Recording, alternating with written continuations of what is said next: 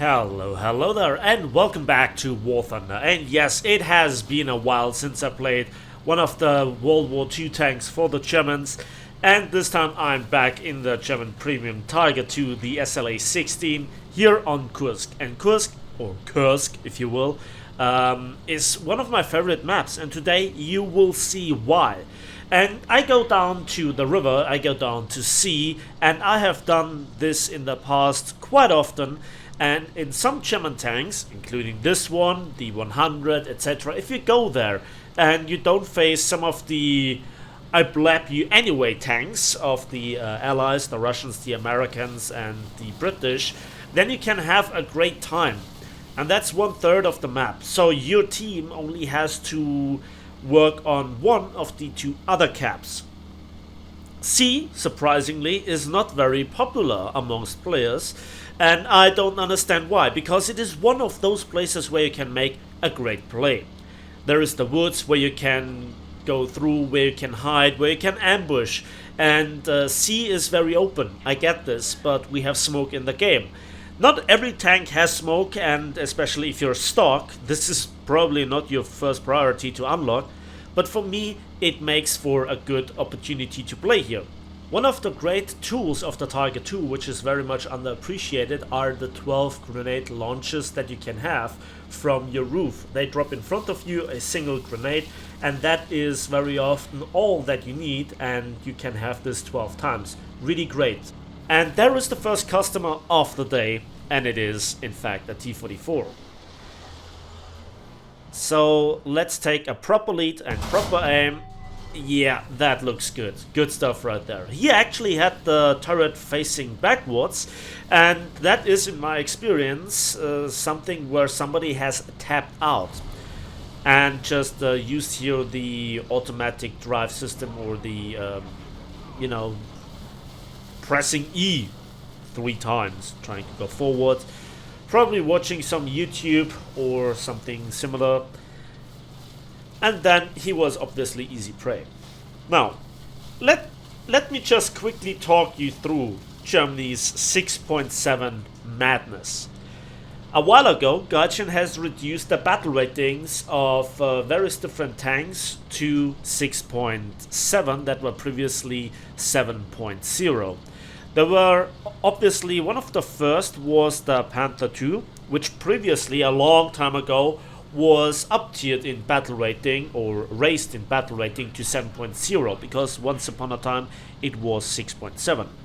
Then the same goes for the Tiger 2 with the 105, and then obviously also the Jagdpanzer Hanomag Henschel 4.5.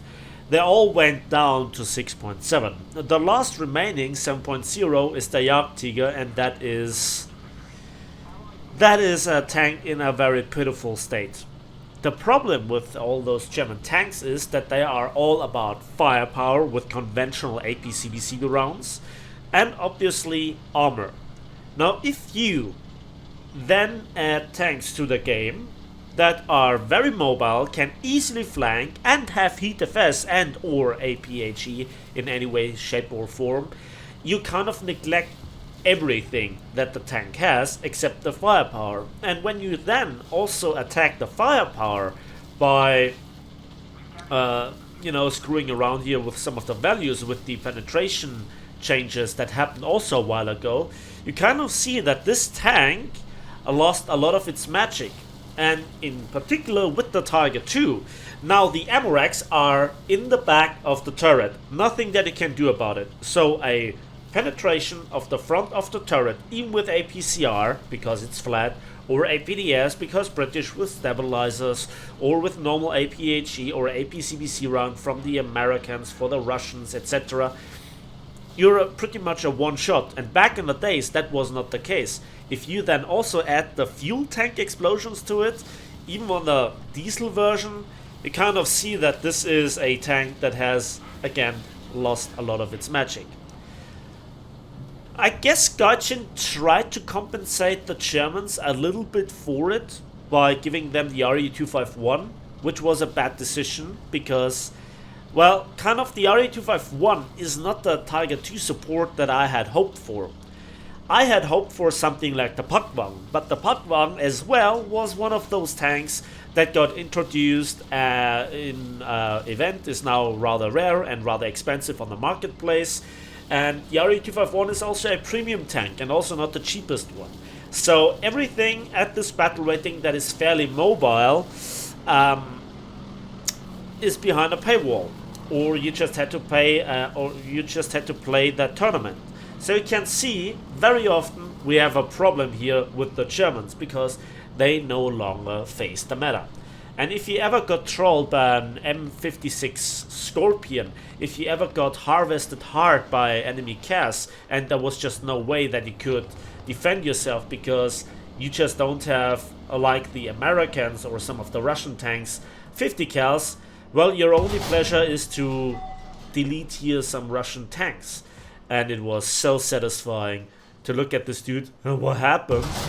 And this is why I prioritized here the Su-122, because it actually had a gun that could deal severe damage to me. So that was a lucky double kill. I killed one in the cap, I capped, and now I think that I am here in the sweet spot, and this is one of those locations that is so underappreciated. This, exactly this, is what makes Kursk so great, or Kursk. Napalm can't pronounce English names. Well, it's Kursk in German, so whenever there's the possibility for me as a German to pronounce a word in German, I do so. A classical example is the leopard. That sounds like a sickness, and while a tank is closer to a sickness than to an actual tank, I prefer the German pronunciation, which is leopard. Just to clarify here some things. Okay, Mr. Smartass, now continue to ramble on about the gameplay. Okay. So now I am here in this ditch. I am here in this ridgeline area, and that hides me from not just visual spotting, but also I have hard cover in the shape of this ridgeline. The question is obviously, does somebody come after me? Because I want to actually go to A. I also want to overwatch C, and I just want to clarify here this.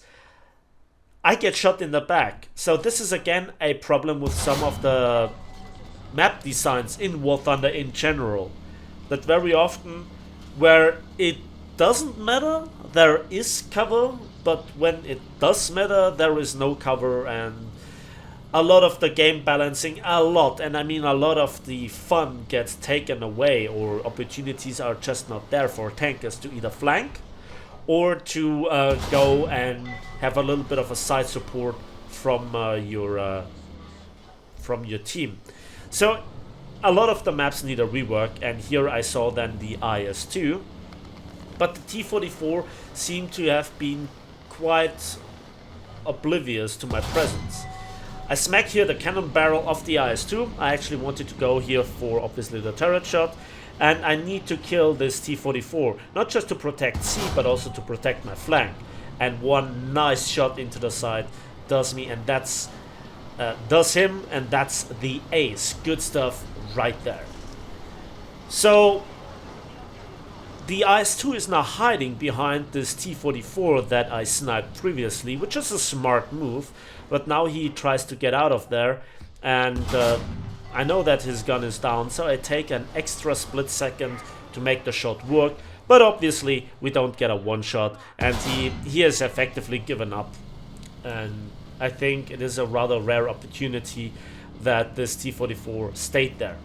I still need to support the fight in B, despite me cutting off the supply from enemy tanks to 3 T-44s, 1 IS-2 and 1 ISU-122 at least.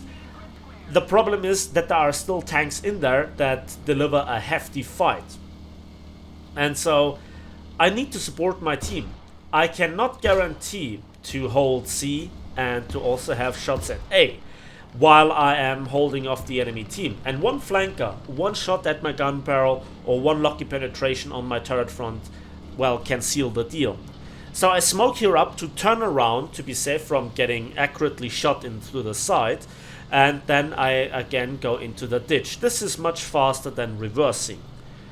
And again, I see then a little bit to the right this little ditch going up, and I want to stay in cover as long as possible. So far so good. You know, there is nothing really wrong with the target too, so to clarify here some of the misunderstandings. But everything around it plays against it. The enemy tanks have very often as capable tanks. Just look at the American 6.7 lineup with multiple heavy tanks, ranging from the T-34, the T-29 as the premium equivalent, if you will. Then also the Super Pershing got a reduction in battle rating. I previously complained about it, and Gaijin gave it a battle rating reduction. So it would be nice if Germany would see any sort of decompression in this area as well, which we need for so long, and Gaijin sadly hasn't come around to do so. The quickest solution would be to reduce the battle rating spread to 0.7, but I don't think that Gaijin is doing this. It would be the quick solution, which is the equivalent of decompression in my opinion. It would not solve all the problems, but a good chunk of it throughout all the battle ratings and make it much fairer. Because I think it's also weird that the Tiger II has to fight alongside or against tanks such as the Object 120, or with the Japanese the STB-1, which also has a stabilizer and an L7 with heat defense and APDS and HESH, etc, etc. And yeah, I was very lucky here that I was on the move and that this airplane, seemingly a Typhoon, had a time delay on the bombs, so I actually got out of the blast radius. However, I guess this got me spotted. The question is now, where are the enemy tanks? Where are they? Behind every bush there could be a light tank, behind every bush there could be an enemy medium tank, or around the corner could be a heavy tank facing me, blapping me with the shot. But I still have to support my team here, and yeah, this is now where I actually made one of the rare transitions from behind enemy lines to the enemy lines. And I see that there is an enemy tank. Where is he? Where is he? This is very risky. Oh, there he is. Take the time and we blap him. And I see now that the cap is decapturing that actually that one was the last enemy tank in the capture zone. Good stuff right there. Okay, where to position myself right now? Well, I have to just simply hide behind a house and hope for the best, and then go flanking again. The times where this tank was a capable frontline unit are long gone. Not just because of stabilizers and heat defense and bombs, but in general that enemy tanks are equally capable. Then I see a tank from the side, and of course he jams my turret ring and my gunner is dead as well. So I try to smoke here up, and I turn my tank and he drives into the line of fire, and I actually got the ammo rack, which was a very lucky shot. So since I am in the cap anyway, why not recover one of my crew members? Why not also get some smoke shells back? And when I repair, because I am in the cap, I only need to spend half the time of repairing, which is nice. And I hope that it helps me getting this T-34-85 from the side that I just saw. He got blown up, I guess, but I am pretty sure some more enemies are coming, and I don't know if this Panther here alone will hold up. There is the next one, and I'm about to stop and aim, but then skill happens. I so fucking hate aircraft. Now, that was it for that battle. We won, not much happened after anyways, and so let's have a quick look at the post-battle results, and we can see with 109,000 civilians for 9 kills and 2 caps, as well as nearly 14,000 modification research points, and with the penalty for researching a tier 6 with a tier 4 premium, we got still 5,355. And because I didn't use an aircraft, even with this good result, I was only 2nd place. Although that guy shooting down 6 aircraft, he deserves 1st place. That was it for me today with War Thunder. I hope you enjoyed this video as well as I enjoyed playing this battle. Please give this video a like if you did, subscribe if you want to see more. Let me know in the comment section if you agree with my standpoint on Germany's tank problems, or if you disagree, and what suggestions you would make to fix this. And as usual, we will see each other in the skies, on the waves, and on the battlefields of War Thunder.